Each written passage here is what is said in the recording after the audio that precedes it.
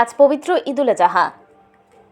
ঈদুল আজহার নামাজ অনুষ্ঠিত হলো টিটাগড় ঈদগাহ বিটি রোডে। উপস্থিত ছিলেন ইমাম ও খতিব মৌলানা সাহিদ হোসেন মেজবাহিনী।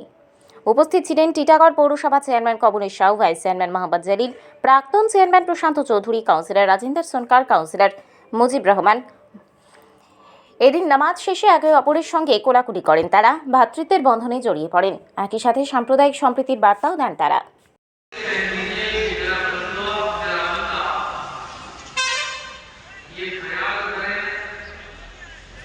जितनी तस्दीक किसी की करे और ज़बान की इकरार किसी का करे कि इसलिए अल्लाह मेरी नमाज, मेरी कुर्बानी,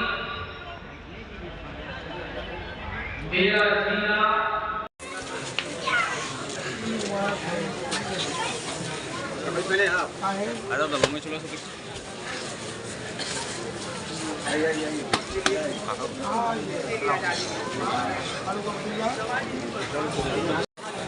না না না এক ফ্রেমে হবে না।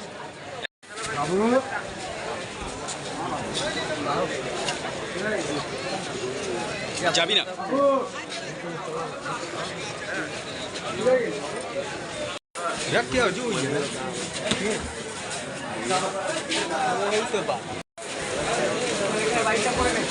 এক মিনিট দাঁড়াও দাঁড়াও দাঁড়াও দাঁড়াও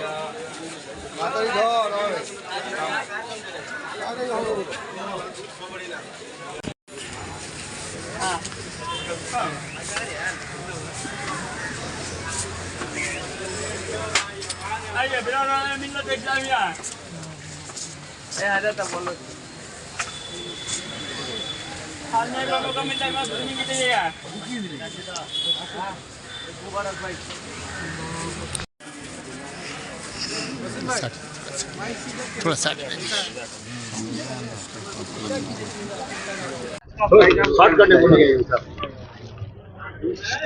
अस्सलामु अलैकुम वरहमतुल्लाहि ताला वबरकातुहू।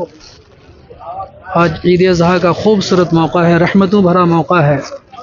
आज के इस खूबसूरत मौका से और इस अज़ीम शान जमात के हवाले से तमाम अहले ईमान, अहले इस्लाम और तमाम देश बंधुओं को दिल की गहराइयों के साथ मुबारकबादी पेश करता हूँ।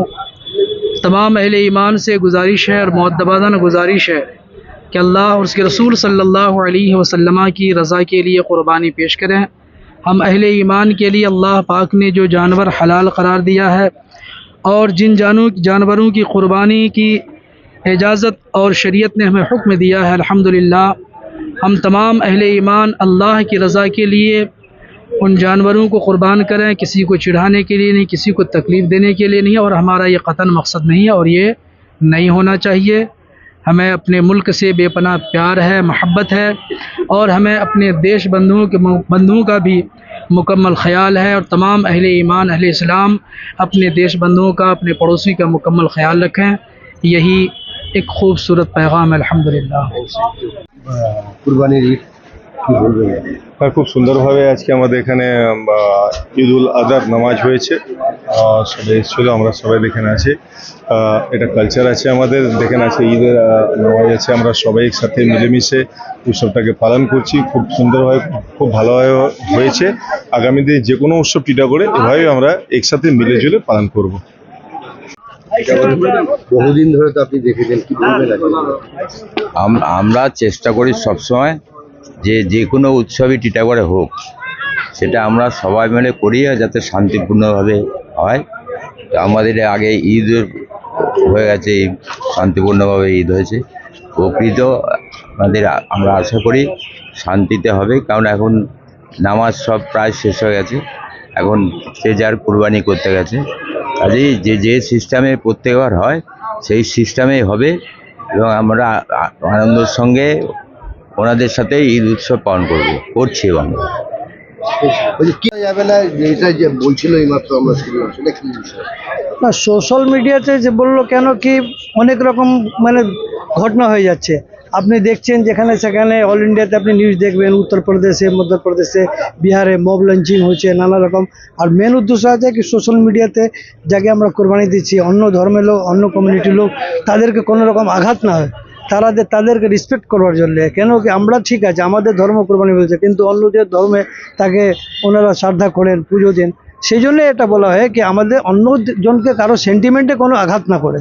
আচ্ছা কনসাল সাহেব, আজকে মেসেজ, আজকে বকরিদ, পুরো আলমে ইসলামে আজকে বকরিদ হচ্ছে।